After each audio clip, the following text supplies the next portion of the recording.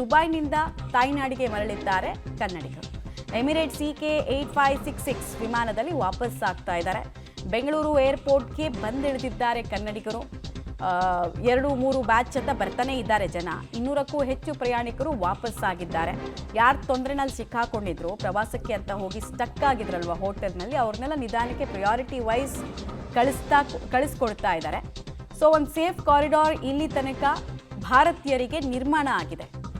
ಅದರ ಪರಿಣಾಮವೇ ಅಂದರೆ ನಮ್ಮ ಮತ್ತು ದುಬೈ, ನಮ್ಮ ಮತ್ತು ಇರಾನ್ ನಡುವಿನ ಒಂದು ಸೇಫ್ ಕಾರಿಡಾರ್ ಮಾತುಕತೆಯ ಭಾಗನೇ ಇವೆಲ್ಲವೂ ಕೂಡ. ಇಲ್ಲಾಂದರೆ ನಾಗರಿಕ ವಿಮಾನಯಾನದ ಮೂಲಕ ಬರೋದು ಬಹಳ ಅಸಾಧ್ಯದ ಮಾತು. ಸ್ವಲ್ಪ ಟೆನ್ಸ್ ಇದೆ ಇಲ್ಲಿ. ಅಂದ್ರೆ ಅದು ಡ್ರೋನ್ ಸೌಂಡ್ಸ್ ಬರ್ತಾವೆ, ಮಿಸೈಲ್ಸ್ ಇಂಟರ್ಸೆಪ್ಟ್ ಆಗ್ಯಾವ, ಅದು ಸೌಂಡ್ಸ್ ಬರ್ತಾವೆ. ಬಟ್ ಇನ್ವಾಲ್ವ್ಮೆಂಟ್ ಎಲ್ಲ ಸೇಫ್ ಇದೆ. ಅಂದ್ರೆ ಅದು ಮಿಸೈಲ್ಸ್ ಎಲ್ಲ ಬೀಚ್ ಸೈಡ್ ಕಡೆ ಮತ್ತು ಔಟ್ಸ್ಕರ್ಟ್ಸ್ ಕಡೆ ಅದಾವೆ. ಇಲ್ಲಿ ಮೇನ್ ಸಿಟಿದಾಗ ಏನು ತೊಂದರೆ ಇಲ್ಲ. ನೀವು ಯಾವ ಸಿಟಿಯಲ್ಲಿ? ನಾವು ದುಬೈದಾಗ ಇದ್ದೀವಿ. ಬಿಸ್ನೆಸ್ ಬೇ ಅಂತ ಏರಿಯಾ ಐತಿ, ಅಲ್ಲಿ ಮ್ಯಾರಿಯಟ್ ಹೋಟೆಲ್ದಾಗ ಇದ್ದೀವಿ ನಾವು. ನಮ್ದು ಎಮಿರೇಟ್ಸ್ ಫ್ಲೈಟ್ದಾಗ